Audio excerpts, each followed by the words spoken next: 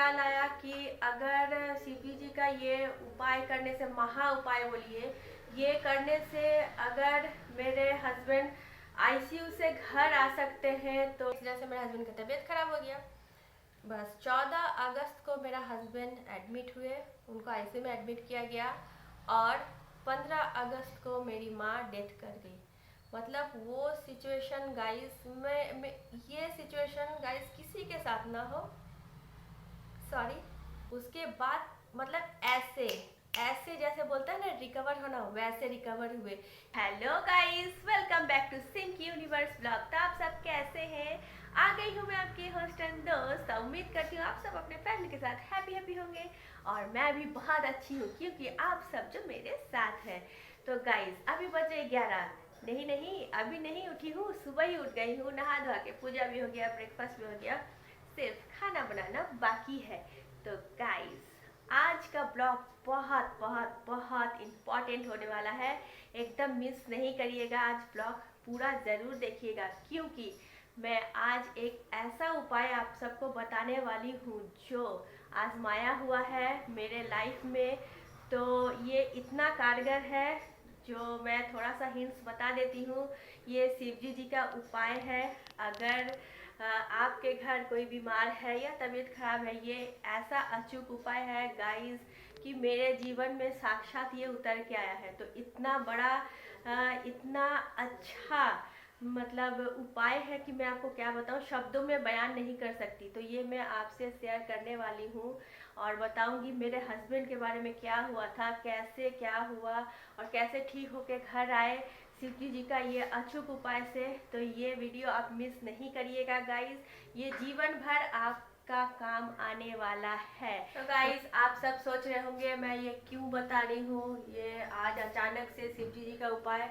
तो मेरे मन में ख्याल आया कि अगर शिवजी जी का ये उपाय करने से, महा उपाय बोलिए, ये करने से अगर मेरे हस्बैंड आईसीयू से घर आ सकते हैं तो कोई भी उनका उपाय करने से ये चमत्कार हो सकता है। तो हो सकता है नहीं, होगा होगा होगा। और गाइस मुझे भी कोई बताया है ये उपाय, इसीलिए मैं चाह रही थी कि आप सबसे मैं शेयर करूं ये, क्योंकि अगर किसी के कहने से मेरा भला हो सकता है तो मेरे कहने से आपका भला क्यों ना हो। तो मेरा अगर भला हुआ है तो आप सबका भी भला होना चाहिए। और ये जिंदगी भर का उपाय है, जब जब आप परेशानी में पड़िएगा तब तब ये उपाय आप जरूर जरूर से करिएगा गाइस। ये अचूक उपाय है, इसका कोई दूसरा विकल्प नहीं है। हाँ तो गाइस आ गई हूँ, बैठ गई हूँ, खाना बन गया है और मैं अभी आपको शेयर करने वाली हूँ मेरा लाइफ का एक सच्ची घटना। तो मेरा बताने का मोटिव पहले जान लीजिए ये है कि अगर मेरा फ़ायदा हो सकता है तो मेरे चाहने वालों को, मेरा व्यूअर्स को, मेरे सब्सक्राइबर्स को क्यों नहीं हो, बिल्कुल हो, क्योंकि मैं उनका फैमिली हूँ और आप सब मेरे फैमिली है। तो बात ऐसी है, एक महीना पहले की बात है। मेरा हस्बैंड 9 अगस्त को बीमार हुए थे, जस्ट फीवर हुआ था और यहाँ इस जगह एक छोटा सा फुंसी टाइप का हुआ था। तो 2 दिन बीमार हुए, मैंने फीवर था, ज़्यादा फीवर नहीं था, 102 लगभग था। तो वो दवा खाए, मेडिसिन लिए, ठीक हो गया। फिर तीसरा दिन से उनका बॉडी में कुछ चेंजेस देखने को मिला, जैसे धीरे धीरे हाथ पैर स्टिफ हो जाना, मतलब एक जगह ऐसे वो मूवमेंट नहीं हो रहा था, हाथ पैर में कुछ भी मूवमेंट नहीं हो रहा था, अपने से उठना चलना वॉशरूम जाना वो सब कुछ नहीं हो रहा था, वो सब धीरे धीरे। तो हम लोगों ने सोचा शायद फीवर में एंटीबायोटिक लिए होंगे तो शायद मन कमजोरी हो गया होगा। तो फिर ऐसे करते करते फिर 2 दिन और बीत गया, मतलब 4 दिन हो गया। उसके बाद 5वां दिन में क्या हुआ, उनको मतलब अब तो वो बिस्तर से भी उठ नहीं पा रहे थे और हम लोग को एग्जैक्ट पता नहीं लग रहा था उनको हुआ क्या था। तो फिर धीरे धीरे देखे बॉडी में रेड कलर का रैशेज और उनमें ब्लड क्लॉट करना चालू हो गया था। में इनका इतना बेतहाशा पेन कि मत पूछिए, पूरा बॉडी में बोलते थे कि हमको मत छुओ और करवट भी हम ही लोग बदल देते थे, बिस्तर पे कि करवट बदलना है तो कोई हेल्प करो, मैं करवट बदलूंगा। मैंने बॉडी में इतना पेन गाइस, मेडिसिन लेने के बाद भी वो पेन कम नहीं हो रहा था, बहुत ही क्रिटिकल कंडीशन हो गया था। मैं बोल रही थी कि आप, उससे पहले भी मैं बोली थी आप चलिए डॉक्टर के पास, तो मेरे हस्बैंड ना थोड़ा सा मतलब दवा लेने में वो थोड़ा सा हिचकिचाते, दवा ज़्यादा खाते नहीं है और डॉक्टर वगैरह से वो बोलते हैं नहीं हमको नहीं जाना है, नहीं करना है, इस तरह का। जब 5 डेज हो गया तो हम बोले नहीं आपको जाना ही पड़ेगा डॉक्टर के पास। जब देखे आप कंट्रोल में नहीं है तब हम सोचा अब हॉस्पिटल में एडमिट करने के अलावा कोई उपाय नहीं है। तो फिर मेरे बगल में एक भैया रहते हैं, भैया भाभी, तो मैं उनसे कांटेक्ट की कि भैया देखिए ऐसा ऐसा कंडीशन है मेरे हस्बैंड का। तो भैया बोले पहले क्यों नहीं बताई। तो हम लोग सोचे कि पहले मतलब जैसे जनरल फीवर होता है वैसे है, कमजोरी है, लेकिन ये दूसरा ही कुछ लग रहा है। और ये हाथ में जो फुंसी हुआ था इतना बड़ा हो गया था, एकदम इतना बड़ा। फिर उनको मतलब बात करने में भी दिक्कत हो रहा था। तो फिर भैया का बोले, तो भैया बोले एकदम इमीडिएट सामने जो भी नर्सिंग होम मिला हम लोग वहाँ गए, वहाँ बातचीत किए। तो बोले कि आप इमीडिएट पेशेंट को एडमिट करिए। तो वहाँ ले गए तो इमरजेंसी में, तो बोले पहले ब्लड टेस्ट करेंगे उसके बाद हम बताएंगे क्या हुआ, उसके बाद ट्रीटमेंट चालू होगा। तो ब्लड टेस्ट किए, ब्लड टेस्ट के 2 घंटा बाद रिपोर्ट आया ब्लड का। तो उनमें पता चला कि मतलब हाई जॉन्डिस है, 12 पॉइंट समथिंग, मतलब 13% जॉन्डिस था।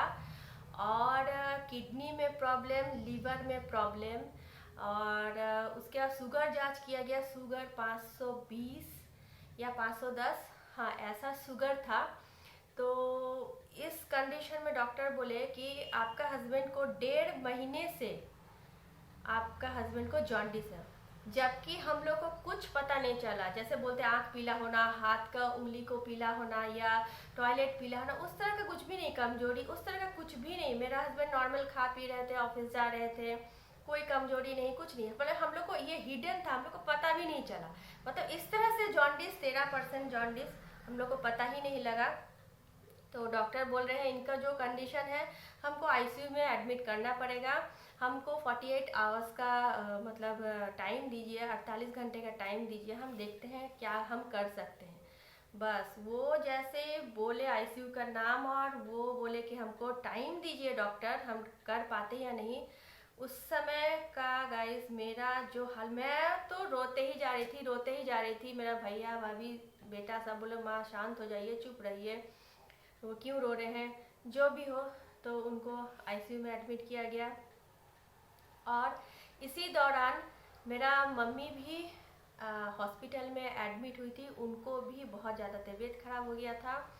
तो हार्ट का प्रॉब्लम था मम्मी को, और मेडिसिन का हाई डोज की वजह से उनको भी पूरा बॉडी में रैशेस वगैरह हो गया था। तो एनीवे वो भी हॉस्पिटल में एडमिट थी। तो मैं मम्मी को देखने जाने वाली थी, मतलब जिस दिन मेरे हस्बैंड का मतलब फीवर हुआ उसके पहले दिन ही मैं जाने वाली थी। तो क्या का रिजर्वेशन नहीं मिला और नेक्स्ट डे से मेरे हस्बैंड का तबीयत ख़राब हो गया।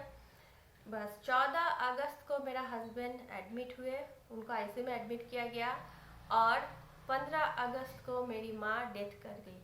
मतलब वो सिचुएशन गाइस, मैं ये सिचुएशन गाइस किसी के साथ ना हो, सॉरी, ये सिचुएशन किसी के साथ ना हो।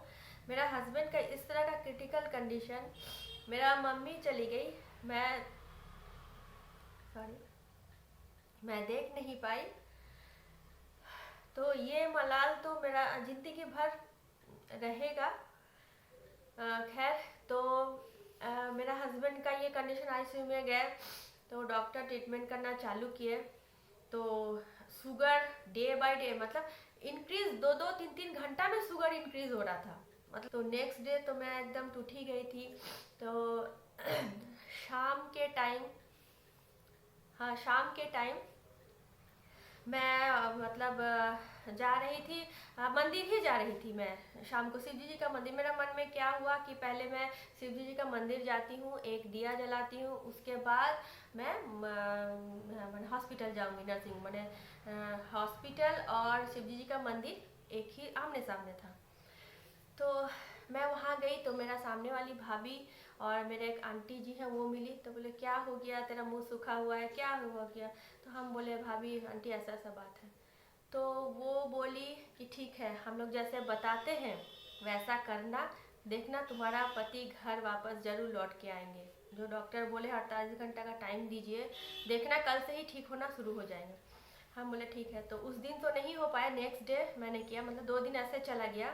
थर्ड दिन तो मैं बोली, वो बोली कि अगला दिन तुम एकदम नहा धो के आओ, बेलपत्ता लेके आओ, एक बेलपत्ता और एक छोटा सा लोटा में पानी, मैं जैसे जैसे बताती हूँ वैसा करते जाना। तो बोले ठीक है। तो वो बोली कि तुमको जैसे दिया जलाना है, जैसे पूजा करना से कर लो, उसके बाद एक बेलपत्ता लो और शिवजी जी के ऊपर उसको चढ़ाओ और थोड़ी देर चढ़ा रहने दो, और तुम आंचल फैला के, जिस तरह आंचल फैलाया जाता है हाथ में, इस तरह से आंचल फैला के तुम शिवजी जी को बोलो कि हे शिवजी जी, मैं मेरे पति के लिए आई हूँ, उनका मतलब स्वास्थ्य का कामना लेकर, उनका स्वास्थ्य हो जाए, ठीक हो जाए, मेरे घर आ जाए जल्दी से, सही सलामत मैं हस्बैंड को लेके जा पाऊँ। तो आप बेलपत्ता को अपने औषधि के रूप में मुझे दीजिए, आप अपना औषधि के रूप में ये बेलपत्ता लीजिए। इस तरह से जो आपके मन में है वो बोल के औषधि के रूप में वो बेलपत्ता ले लेना है, हाथों में लेके, और उसे एकदम छोटा मोड़ के अच्छे से खिला देना है हस्बैंड को। और जो लोटा में हम पानी डालेंगे तो वो पानी डालते समय बोलना है कुंदेश्वर महाराज, जय कुंदेश्वर महाराज, जय कुंदेश्वर महाराज, ये बोलना है कुंदेश्वर महाराज। इसे मैं रिपीट करती हूँ, कुंदेश्वर महाराज। तो जय कुंदेश्वर महाराज बोल के वो पानी को देना है, और वही जो पानी नीचे बहेगा शिवजी जी के होते हुए, उसे एक लोटा में ले लेना है और वो जाके खिला देना है। तो मैं वैसे की, लेकिन आईसीयू में मेरा हस्बैंड है और मैं उस समय कुछ बाहर से कुछ अलाउ नहीं था खिलाने पिलाने का, लेकिन मैं मन में ठान के गई थी मैं खिला के रहूँगी चाहे जैसे भी हो। तो मैं वो करके लेके गई आईसीयू में। हाँ, और उससे पहले मैं मन में गछी, मुझे जो गछना था मैं गछी, मैं बता दे रही हूँ आपसे, क्योंकि वो हो चुका है इसीलिए बताने में कोई हर्ज नहीं है। तो मैं गछी कि मैं, मेरा पति सही सलामत घर आ जाएंगे तो शिवजी जी मैं 108 दिया जलाऊंगी। तो मेरा ब्लॉग भी बना हुआ है गाइस, 108 दिया का, शिवजी जी के पास 108 दिया प्रज्वलित की, ये ब्लॉग भी है गाइस, आप सब देख लीजिएगा मेरे चैनल में जाके। तो मैं गछी थी ये वाला, और सही सलामत मेरा हस्बैंड घर आ जाएंगे तो मैं जलाऊंगी। तो एनीवे फिर हम गए हॉस्पिटल, आईसीयू में गए। बड़ा बेटा को बोले बेटा तुम मेरे पीछे खड़े हो जाओ, कोई भी नर्स, उस समय डॉक्टर नहीं थे, कोई भी नर्स दिखना नहीं चाहिए। तो मेरा हस्बैंड को खाली एक ही बात बोले, आपको जो हम बोलेंगे थोड़ा सा कर लीजिएगा, बस आपको मुंह खोलना है, बस जो हम खिलाएंगे उसे खा लीजिएगा। तो मेरा हस्बैंड सर हिलाए हाँ। तो मेरा बेटा गाइड किया और हम वो बेलपत्ता को एकदम मोड़ के छोटा कर लिए और एकदम इधर उधर देखे और खिला दिए मेरे हस्बैंड को। और वो जो पानी के बस 2 बूंद उनको पिला दिए, बस ये हो गया, मेरा मन शांति हो गया। तो वो दिन तो चला गया। नेक्स्ट डे मॉर्निंग में गाइस, आप विश्वास नहीं कीजिएगा, उनको मेडिसिन के ऊपर मेडिसिन चेंज हो रहा था लेकिन बॉडी में कोई इम्प्रूव नहीं हो रहा था। नेक्स्ट डे हॉस्पिटल से फ़ोन आया, आप आ जाइए, आपको जो डॉक्टर साहब है मिलना चाहते हैं। तो मैं तो घबरा गई, मैं फटाफट काम छोड़ के गई हॉस्पिटल। तो मैं हॉस्पिटल में बात की सर से, तो डॉक्टर साहब बोले कि 2 दिन तो दवा चेंज हो के हम लोग कर रहे थे इनका ट्रीटमेंट, लेकिन आप घबराइए नहीं। डॉक्टर साहब को भी पता था कि मैं अकेली हूँ, तो बोले आप घबराइए नहीं, आपका हस्बैंड का इम्प्रूव हो रहा है, मिडनाइट से इम्प्रूव होना चालू हो गया है, आप बिल्कुल मत घबराइए, अब आपका हस्बैंड स्टेबल है, वो धीरे धीरे रिकवर कर रहे हैं। गाइस मैं बता नहीं सकती, जो 2 दिन में काम नहीं हो पा रहा था वो, मतलब ये एक भरोसा ही है ना शिव जी के ऊपर। ये खिलाने के बाद आधा रात से उनका रिकवरी चालू हो गया। तो 4 दिन आईसीयू में रखे और 2 दिन जनरल बेड में। उसके बाद मतलब ऐसे ऐसे जैसे बोलते हैं ना रिकवर होना, वैसे रिकवर हुए। ये शुगर कंट्रोल हो गया, जो भी प्रॉब्लम था इतना जल्दी रिकवर हुआ गाइस, मैं बता नहीं सकती हूँ।